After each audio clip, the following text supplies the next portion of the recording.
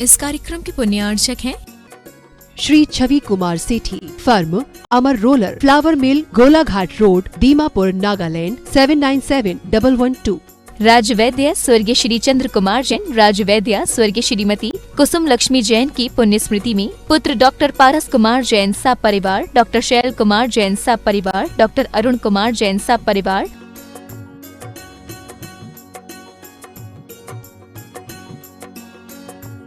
Doctor A K. Jain clinic Lucknow, America प्रमाणित clinic, doctor A K. Jain IVF clinic, Hazratganj Lucknow. पिताजी माताजी स्वर्गीय नेमी चंद जी एवं स्वर्गीय विमला देवी जी गंगवाल की पुण्य स्मृति में Shri Dilip Kumar Babita Devi, Gangwal brothers, Gangwal iron and steel private limited, Gangwal traders private limited. पिताजी श्री ताराचंद जी चोवटिया, माताजी श्रीमती दमयंती बेन चोवटिया, श्री पारस श्रीमती सोना चोवटिया, मंडार निवासी Bangalore, firm sharp ply India private limited.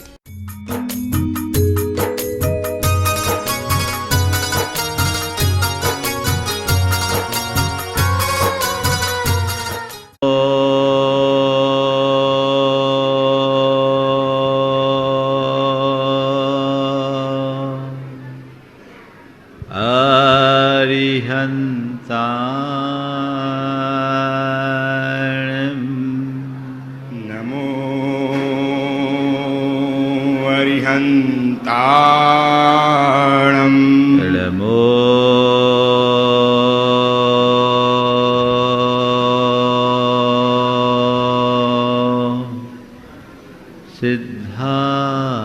सिद्धाणं नमो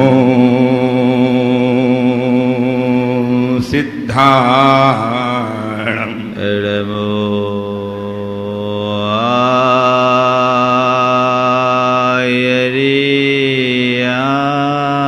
आयर्याणं नमो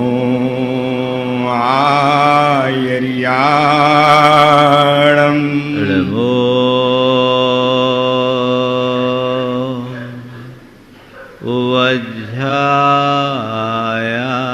वज्रायाणं नमो वज्रायाणं नमो लोये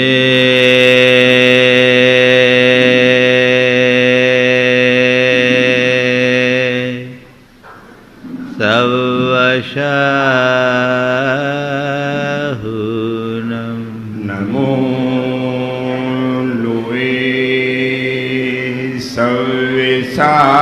सर्वेशाहुनं एषो पंचेण मोयारो एषु पञ्चनमो यारो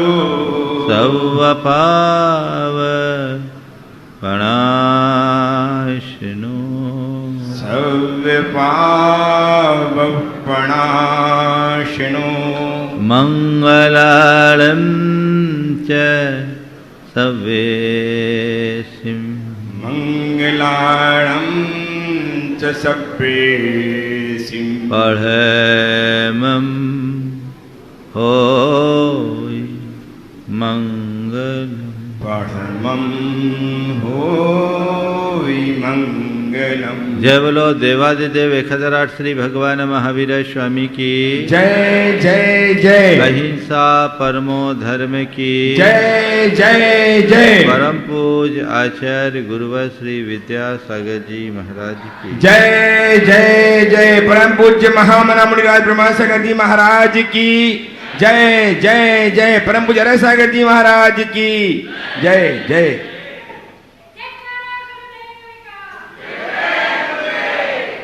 कल बात प्रारंभ की गई थी पाना, जीना, करना और बनना की। अच्छा जीवन पाना बहुत दुर्लभ है, पर पुण्य के योग से हमने पा लिया है।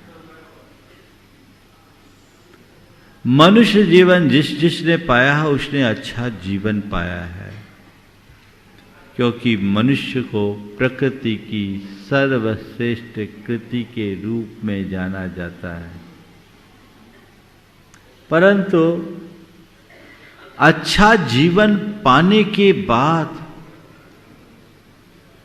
अच्छा जीवन जीना बहुत दुर्लभ है। कल मैंने आप सबसे अच्छा जीवन जीने के सूत्र की चर्चा की थी। जो अच्छा जीवन जीता है और अच्छा जीवन जीने के बाद जीवन में अच्छा करता है, वही सच्चे अर्थों में अच्छा बनता है। जीवन को अच्छा बनाने का मतलब मिट्टी को मंगल कलश का रूप दे देना, कंकर में शंकर प्रकट हो जाना, पत्थर से परमात्मा की अभिव्यक्ति हो जाना, नर से नारायण बन जाना। हमारा लक्ष्य तो वही है, अच्छा बनने का। और अच्छा बनने की जो अनुकूलता है वो इसी अच्छे जीवन में है जिसे हमने आपने पाया है। उसकी श्रेणी है अच्छा जीना और अच्छा करना।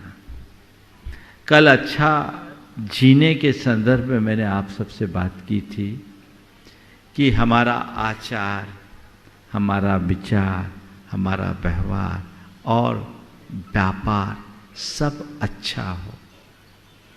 अच्छा जीने का मतलब यही है कि हम दुष्कर्म न करें। अपने जीवन में धर्म, मर्यादा, नीति और सदाचार को बना करके चले। कल मैंने आचार, विचार और व्यवहार पर प्रकाश डाला था। आज चौथे चरण व्यापार की बात आप सबसे कर रहा हूं, ताकि हम अच्छा जीकर अच्छा करने की योग्यता प्राप्त कर सके और अपने जीवन को अच्छा बना सके। व्यापार आप सब लोग करते हैं। कैसा व्यापार, किस व्यापार को अच्छा व्यापार कहेंगे? दो तरह के लोग हैं। एक ही वे लोग जो व्यापार को जीविका का आधार मानकर अपने जरूरत के लिए व्यापार करते हैं, और दूसरे वे लोग जिनका पैसा ही ध्येय बन जाता है, वे लोग व्यापार करते हैं। अपने मन से पूछिए, आप लोग पैसा कमाते हो, किस लिए कमाते हो? चार बातें आज के संदर्भ में कहूंगा। कमाना, गंवाना, बचाना, लगाना, चार क्रियाएं। सबसे पहली बात पैसा कमाने की है। आप पैसा कमाते हो, किस लिए कमा रहे हो, कैसे कमा रहे हो, कितना कमा रहे हो और कब तक कमा रहे हो? बोलो, कमाना ध्येय है ना? क्यों? कमाना तो ध्येय है। क्यों कमा रहे? बोलो, क्यों? इसके धर्म करने के लिए। धर्म करने के लिए कमाने की जरूरत नहीं है। कमाई छोड़कर हमारे जैसे बनने की जरूरत है। तुम धर्म कर रहे हो कि हम ज्यादा धर्म कर रहे हैं? फिर ये क्यों कहते हो कि धर्म करने के लिए कमा रहे हैं? ये गलत है। धर्म करने के लिए कोई नहीं कमाता, कमाकर धर्म कर ले, ये बात अलग है। क्या बोल रहा हूं? धर्म करने के लिए नहीं कमाओ, कमा करके धर्म करो। दृष्टिकोण बदलो। आप पैसा कमा रहे हो। पैसा कमाने का सबसे पहला मकसद अपने जरूरतों की पूर्ति, जीवन का निर्वाह। इसीलिए अर्थोपार्जन को जीविका कहते हैं। क्या कहते हैं? जीविका। किसके लिए? जीवन के लिए ना। हाँ? तब आप देखिए, आप की जीविका जीवन के लिए है, ये आपका जीवन जीविका के लिए है। कमा तो रहे हो, किस लिए कमा रहे हो? अपने जीवन को चलाने के लिए कमा रहे हो या केवल कमाने के लिए कमा रहे हो? बोलो, क्यों कमा रहे हैं? एक कागज और पेन लेकर बैठना, शिखर जी आए हो, और नोट करना कि मेरे कमाने का मकसद क्या है।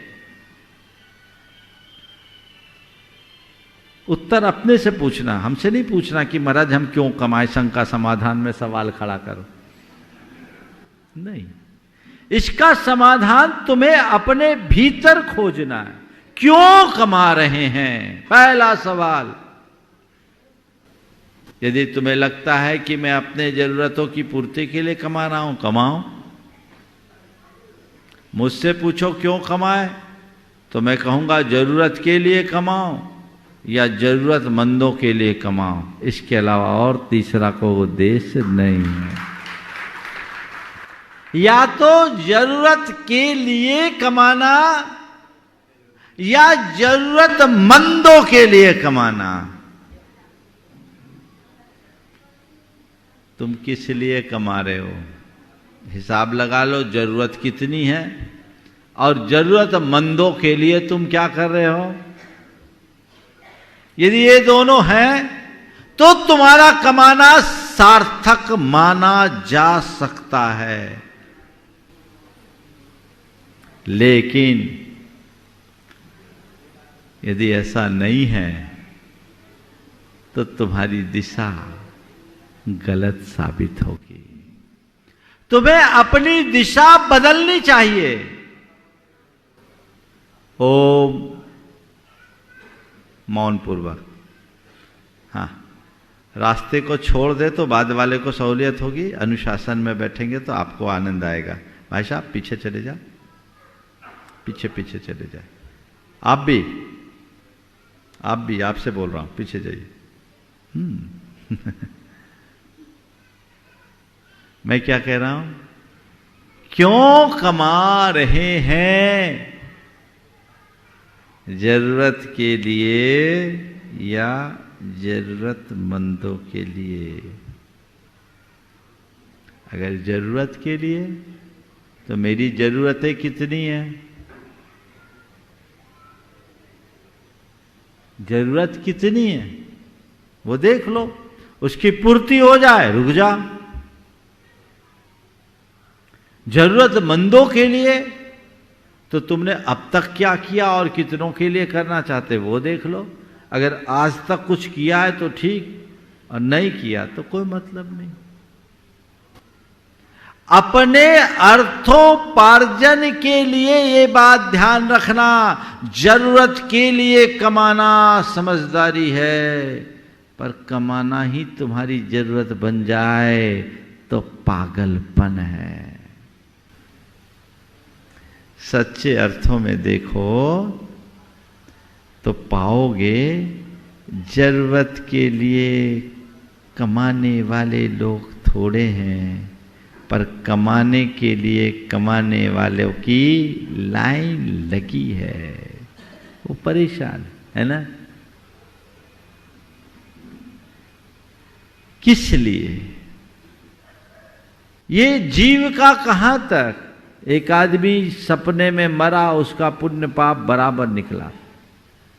पूछा भैया ये बताओ तुम स्वर्ग में जाना पसंद करोगे कि नरक में? तुम्हारा पुण्य पाप बराबर है, पुण्य पाप बराबर है, तुम स्वर्ग जाना पसंद करोगे कि नरक में? उसने कहा हुजूर जहां दुकान ज्यादा चले। वह परलोक में जाकर के भी दुकान चलाएगा। अब ऐसे लोगों के लिए क्या कहा जाए? कुछ कह पाएंगे? संभवतः नहीं। तो कमाना, किस लिए कमाना, ये सवाल अपने मन से पूछो, समाधान भी अपने अंदर देखो। चलिए जरूरत के लिए कमा रहे हैं, ठीक है, जरूरत के लिए कमाए तो कैसे कमाए, क्यों कमाए, कैसे कमाए, कब तक कमाए, कितना कमाए, ये 4 सवाल है कमाने के। तो क्यों तो मैंने बता दिया, जरूरत और जरूरतमंदों के लिए। अभी इधर से एसके जैन ने बोला धर्म करने के लिए कमाओ, तो मैं कहता हूं धर्म करने के लिए मत कमाओ, थोड़ी देर बाद बोलूंगा धर्म करते हुए कमाओ और कमा कर धर्म करो, तब ठीक रहेगा। कैसे कमाए, जैसे तैसे कैसे? धर्म करने के लिए कमा रहे हो और कमाने के लिए अधर्म कर रहे हो, क्या काम? कैसे कमाओ? तो कहते हैं धर्म की मर्यादा में बंध करके कमाओ। बहुत अच्छा वाक्य है। निंद कर्मों द्वारा एकत्र की हुई संपत्ति की अपेक्षा तो सदाचारी पुरुषों की निर्धनता कहीं अच्छी है। निंद कर्मों के द्वारा एकत्र की गई संपत्ति की अपेक्षा तो सदाचारी पुरुषों की निर्धनता कहीं अच्छी है। तुम कमा रहे हो, हाँ कमाना है, चलो दान देने के लिए कमा रहे हैं, धर्म करने के लिए कमा रहे हैं, तो अधर्म क्यों कर रहे हो? अपने शरीर में पूरा कीचड़ लपेट रहे हो और एक चुल्लू पानी डाल रहे हो, क्या होगा बोलो? इसे हम समझदारी कहेंगे या बेवकूफी? हाँ, आप लोग बेवकूफ तो नहीं हो, सब तो समझदार हो। बोलो समझदार हो कि नहीं? हाँ बोलो तो थोड़ा जोर से, समझदार हो कि नहीं? है, ये समझदारी रखते हो? ये बोलो। मैं बेवकूफ कहूंगा तो बुरा लग जाएगा और मैं कहना भी नहीं चाहता। क्यों मैं आपको बेवकूफ कहूं? मैं तो आपको समझदार कहना चाहता हूं और आपकी समझदारी देखना चाहता हूं। तुम्हारी समझदारी प्रदर्शित होनी चाहिए, दिखनी चाहिए, हर क्रिया में, हर आचार में, हर व्यवहार और हर विचार में। जैसे तैसे कैसे पैसे कभी इकट्ठा मत करना। गलत रीति से कमाया हुआ धन कहां चला जाता है पता ही नहीं। बहुत अच्छी बात कही। आम कुंभे भृतम नीरम यथे वास्ति निरर्थकम तथैव संचितम वित्तम माया परवंचना। जैसे कच्चे घड़े में रखा हुआ पानी टिकता नहीं, ऐसे ही छल छिद्रों से कमाया हुआ धन भी टिकता नहीं। तालियां तो बजा रहे हो भैया, ताल तो मिलाओ। देखो जब पैसा कमाने का अवसर आता है तो तुम्हें पैसा दिखता है या तुम्हारा धर्म ईमान? क्या दिखता है?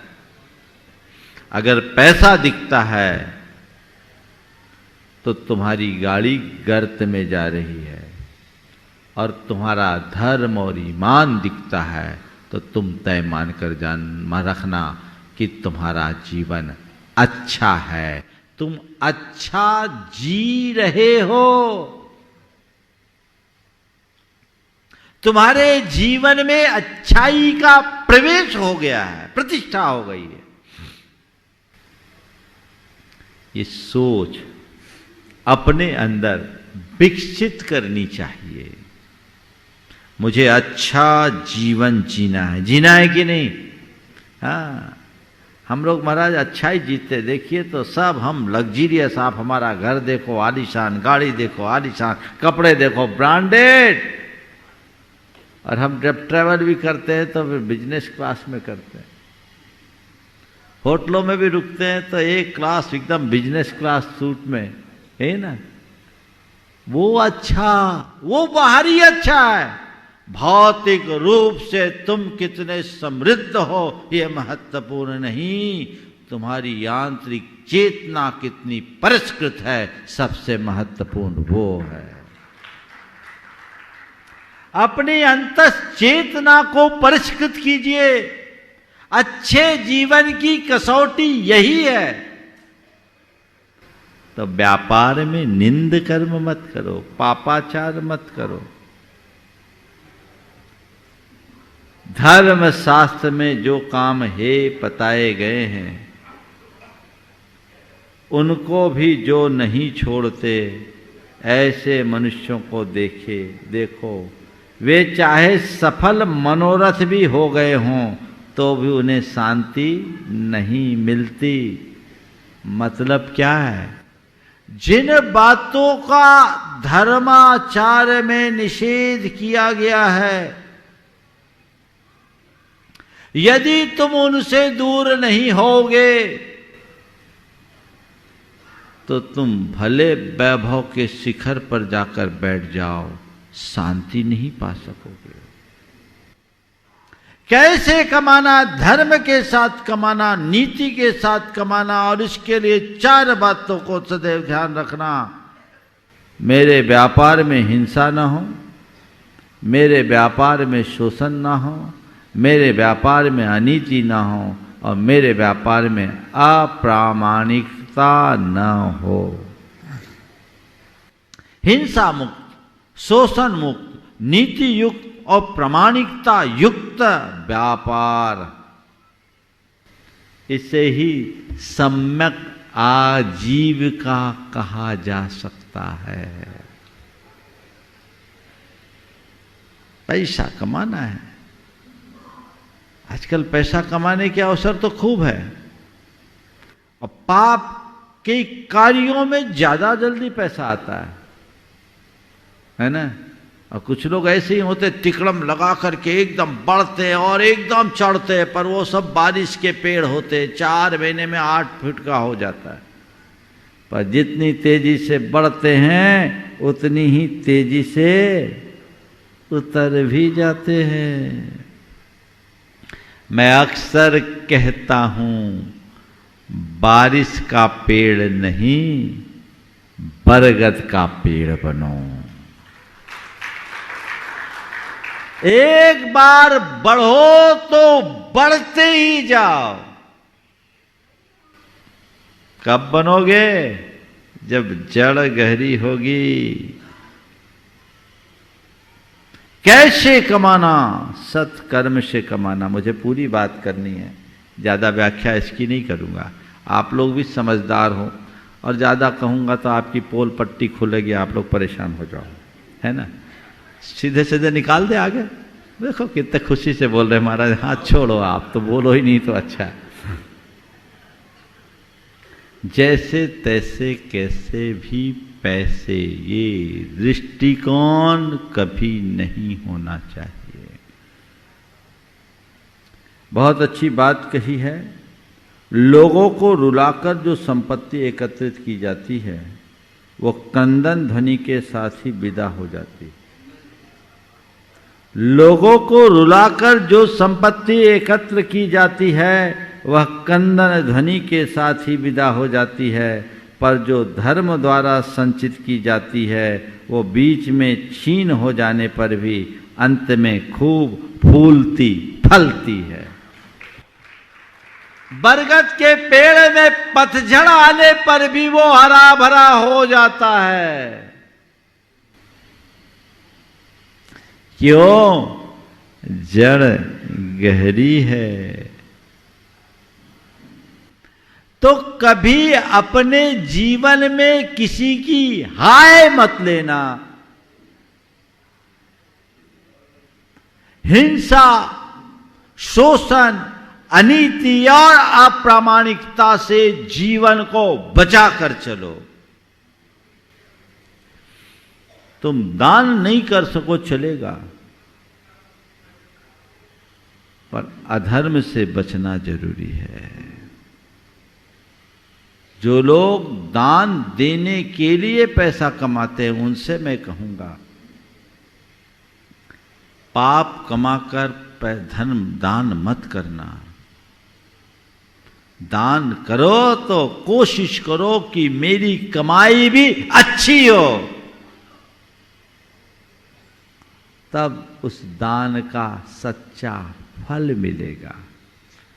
तो क्यों कमाना, कैसे कमाना, कितना कमाना और कब तक कमाना, अभी तो एक ही सूत्र के 4 बातें हैं। अब गंवाना, बचाना, लगाना, भी 3 और बचे, है ना। कब तक कमाना और कितना कमाना, कभी सोचा? कब तक? मरते दम तक। क्या? कब तक? मरते दम तक। बड़ी मुश्किल होती है लोगों की, पैसे के प्रति मनुष्य की आसक्ति बड़ी प्रगाढ़ होती। एक विचारक ने बड़ी गहरी बात लिखी कि वासना के आसक्ति से भी ज्यादा आसक्ति धन की होती है।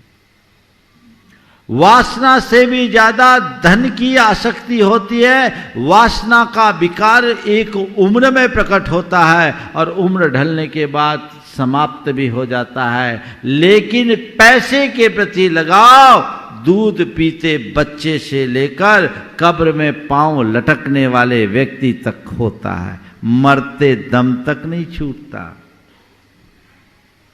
क्यों? पैसे को ही जब अपने जीवन का साध्य बनाकर चलोगे तो ऐसी बातें घटेगी। कब तक कमाना? मैं बता दूं, जब तक तुम्हारे बच्चे कमाने लायक न हो जाए, पैरों पर खड़े न हो जाए और घर परिवार और व्यापार की व्यवस्था को संभालने लायक न बन जाए, तब तक कमाओ। जब लगे कि वे सब सक्षम हैं, तो अब तुम पैसा कमाने की जगह पुण्य कमाने में अपने आप को लगा दो। एक बात सदैव ध्यान रखना, तुम्हारे द्वारा जोड़ा गया पैसा यहीं छूट जाएगा, पर कमाया हुआ पुण्य भव भवांतरों तक साथ जाएगा। और ये भी बात ख्याल में रखना, तुम अपना पैसा यदि चाहो तो किसी को दे सकते हो, पर अपना पुण्य चाह करके भी नहीं दे सकते। पैसा दे सकते हो, चाह करके भी पुण्य नहीं दे सकते हो। तुम्हें कोई पैसा दे सकता है पर वो पुण्य नहीं दे सकता, वो तो तुम्हें खुद अर्जित करना होगा। तो कब तक कमाना? जब तक जरूरत है कमा लो। आखिरी तक कमाना कमाना कमाना कमाना, कब तक कमाना? ये विचार करना। एक दूसरा सूत्र बता देता हूं कमाने का। कब तक कमाना? जब तक हमारे लिए लगे तब तक कमाओ, और जब ये लगे कि नहीं अभी जरूरत नहीं है तो अपनी दिशा बदलो। कितना कमाओ, इसको ले लेता हूं पहले, कितना कमाए। हमारे भगवान ने क्या कहा? भगवान ने कहा जितना जरूरत है उतना कमाओ। अब तुम्हारे जरूरत का तो कोई ठिकाना ही नहीं है क्या? और फिर लोग बोलते हैं महाराज जी आप लोग जैसे बोलते हो ना, यदि वैसे चले तो ग्रोथ ही खत्म हो जाएगी। चलिए मैं आपकी बात को ध्यान में रखते हुए भगवान की ही बात को दूसरी भाषा में बताता हूं। कितना कमाना, जरूरत जितना कमाना हटा दो, जितनी शक्ति उतनी कमाओ, जितना चाहो उतना कमाओ। खुश हो गए आप लोग? बोलो, पहली बार कोई मुनि महाराज से ऐसे सुन रहे होगे कि जितना कमा सको कमाओ। मिला कहीं उपदेश? महाराज आप हो क्या गया आपको? ऐसा आप बोलते तो नहीं हो, आज उल्टा कैसे बोल रहे? उल्टा नहीं बोल रहे, तुम्हें सीधा करने का रास्ता बता रहे। जितना कमा सको कमाओ, बस 4 बातें ध्यान रखो। 4 बातें ध्यान रखो। जहां मन की शांति खंडित होने लगे, कमाई पर रोक लगा दो। समझ रहे बात? व्यापार यदि टेंशन देने लगे, रात की नींद उड़ने लगे, तो समझ लो एक खतरे की घंटी है, मुझे रुक जाना चाहिए,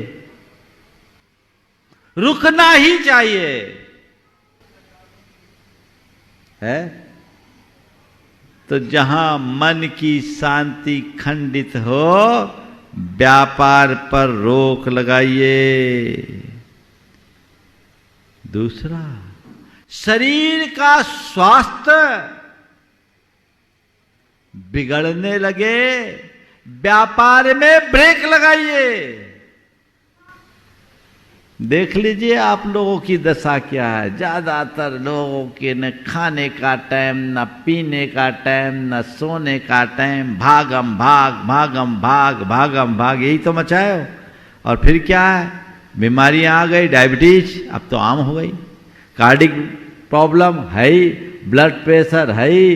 अब ना कुछ खा पी पा रहे, ना पी पा रहे, ना सो पा रहे। खाने को क्या नसीब हो रहा है? लूखे फुलके, कुछ नहीं। शरीर परमिट नहीं कर रहा, फिर भी खिंच रहे हो। क्या करे? एक ने कहा, बीमार था, डॉक्टर ने कहा भैया थोड़ा वॉक वगैरह किया करो, अब तुम्हारे लिए तुम्हारा कोलेस्ट्रॉल भी बढ़ गया है, तुम योग प्राणायाम करो, मॉर्निंग वॉक करो। कहा डॉक्टर साहब हमें फुर्सत ही नहीं है। तो डॉक्टर ने कहा जब तुम्हें फुर्सत ही नहीं है तो यहां कैसे आए? एक बात मैं आप सबसे कहूंगा, आप सोचो कि मुझे कभी फुर्सत मिले तो कभी नहीं मिलेगी, और आप चाहो कि मैं फुर्सत निकालूं तो जब चाहो तब मिल जाएगी। फुर्सत मिलती नहीं, फुर्सत निकालनी पड़ती है। शरीर का स्वास्थ्य जिसमें प्रभावित होने लगे, व्यापार में ब्रेक लगा दो। और तीसरी बात, परिवार की शांति, परिवार का प्रेम खंडित होने लगे तो व्यापार में विराम लगाइए। परिवार का प्रेम,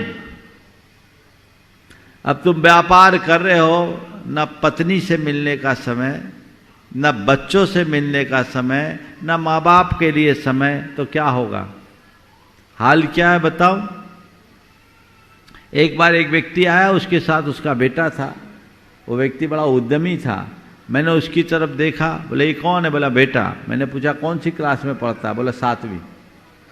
मैंने पूछा ये कौन है? बोला बेटा। मैंने पूछा कौन सी क्लास में पढ़ता है? बोला 7वीं। बेटे ने तपाक से कहा नहीं पापा, मैं 8वीं में हूं।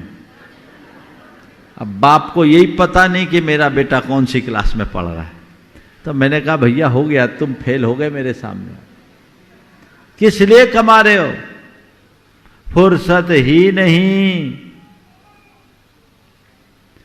आप व्यापार करते हो, किसी से भी पूछो तो किस लिए करते? परिवार के लिए करते हैं। पर व्यापारियों की कहानी यह है कि सबके लिए समय है, परिवार के लिए नहीं। एक दिन एक दंपति बड़ा उद्यमी था, दोनों पति पत्नी बैठे थे, तो धर्मपत्नी ने कहा कि महाराज जी इनसे कहिए कि थोड़ी भाग दौड़ कम करें। यानी वो सप्ताह में 5 दिन फ्लाइट पे बैठते, बाहरी अक्सर रहे, बहुत धंधी आदमी, इधर उधर घूमना उनको, भारत के कई देशों राज्यों में उनका कारोबार। तो बोले महाराज जी इनको बोलिए अब थोड़ा ठिकाने रहे, मुझे बड़ी चिंता होती है और इनको ये हम लोगों को तो मिलते ही नहीं। मैंने पूछा, बोले महाराज जी कुछ नहीं, मैं सोचता थोड़ा कमा लूँ, सब इन्हीं लोगों के लिए तो कर रहा हूँ, थोड़ा कमा लूँ, सब इन्हीं लोगों के लिए तो कर रहा हूँ। पत्नी ने तपाक से कहा, महाराज जी हमें इनका पैसा नहीं चाहिए, हमें हमारा पति चाहिए। हमें इनका पैसा नहीं चाहिए, हमें हमारा पति चाहिए। इनको बोलिए इतनी भाग दौड़ करने की क्या जरूरत? किस काम का पैसा जब बैठकर एक साथ खाना नहीं खा सके, बैठ नहीं सके, बातचीत नहीं कर सके, बच्चों को कभी कहीं घुमा नहीं सके, फिरा नहीं सके, बच्चे तरसते रहते पापा कब आएंगे, पापा कब आएंगे। और महाराज जब आते भी है तो इनका फोन चलता रहता है 24 घंटा, बात भी नहीं कर पाते, इनकी तो मीटिंग सीटिंग ही चलते रहती है। हमारी रोज इनसे लड़ाई होती है, पर ये सुधरते नहीं। आप ही इनको बताइए ऐसा पैसा कमा करके क्या होगा। ये एक की बात नहीं है, ये कहानी सबके साथ लागू होती है। तो भाई जहां परिवार का प्रेम खंडित होने लगे, व्यापार पर विराम लगाओ।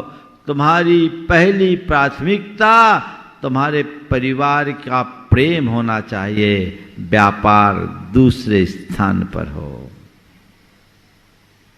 और चौथी और आखिरी बात कमाने की, धर्म कार्य में बाधा आने लगे तो व्यापार पर नियंत्रण करो। ऐसा व्यापार मत करो, ऐसे व्यापार में मत उलझो कि तुम्हें कभी कोई थोड़ा सा भी धर्म कार्य करने के लिए भी सोचना पड़ जाए। एक बात बोलूं, एक सज्जन, बड़े व्यापारी, बड़े कारोबारी, उनकी दशा ये है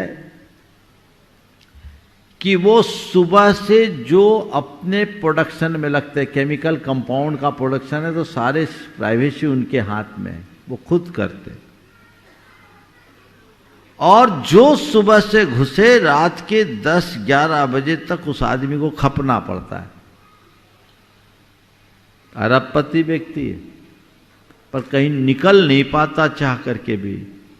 तो मैंने कहा तुम तो पूरे मजूर बन गए। बोले महाराज मजूर से भी गया बीता हो गया हूं मैं। खुद बोल रहा है, बोले मैं मजूर से भी गया बीता हो गया हूं, मैं किसी के लिए समय नहीं निकाल पाता। हमारे जितने मजूर होते हैं वो अपने हर फेस्टिवल में छुट्टी ले लेते हैं, उनको नहीं आना तो नहीं आना, 3 दिन काम नहीं करना तो नहीं करना, उनको कोई फर्क नहीं पड़ता। पर हम तो 3 घंटे के लिए भी समय निकालने के लिए सोचना पड़ता है कि आज करूंगा तो क्या होगा। तो मैं आपसे कहता हूं, इस तरह मशीन बन करके जियोगे तो क्या होगा? बंटा धार होगा। और क्या होगा? तो कमाना, क्यों कमाना, कैसे कमाना, कितना कमाना, कब तक कमाना, इसका स्मरण रखो तो जीवन आगे बढ़ेगा। और केवल पैसा कमाने का मत सोचो, पुण्य कमाने का भी सोचो, अन्यथा गंवाओगे, उड़ाओगे। संत कहते कमाओ, कमा करके बचाओ, बचा करके लगाओ, उड़ाओ मत, मिटाओ मत, गंवाओ मत, जिससे जीवन का उत्कर्ष हो सके अपने जीवन को आगे बढ़ाया जा सके।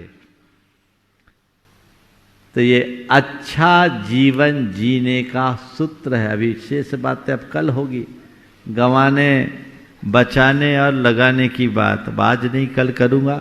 एक क्रम चलेगा, अच्छा पाना, अच्छा जीना, फिर अच्छा करके अच्छा बनना, यही हमारा लक्ष्य होना चाहिए।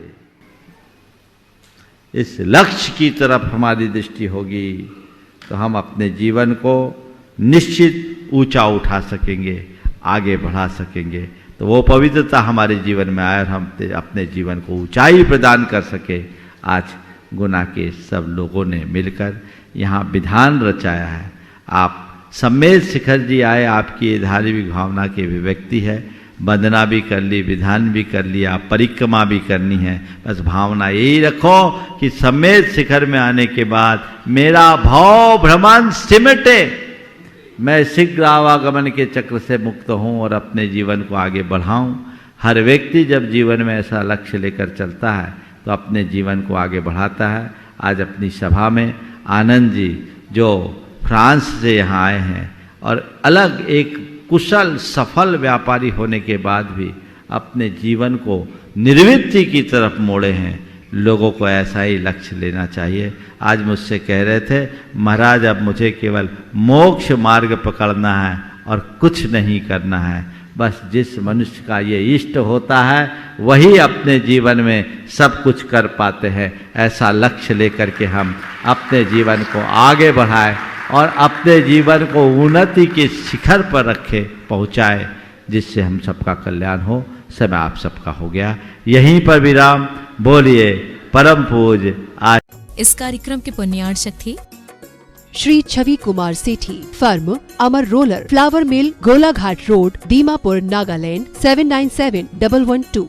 राजवैद्य स्वर्गीय श्री चंद्र कुमार जैन, राजवैद्य स्वर्गीय श्रीमती कुसुम लक्ष्मी जैन की पुण्य स्मृति में पुत्र डॉक्टर पारस कुमार जैन सा परिवार, डॉक्टर शैल कुमार जैन सा परिवार, डॉक्टर अरुण कुमार जैन सा परिवार,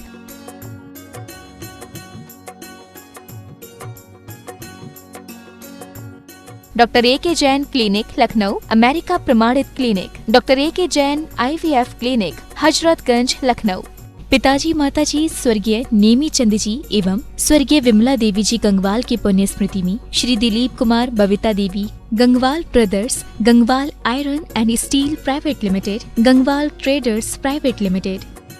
पिताजी श्री ताराचंद जी चोवटिया, माताजी श्रीमती दमयंती बेन चोवटिया, श्री पारस श्रीमती सोना चोवटिया, मंडार निवासी, Bangalore. Firm sharp ply India private limited.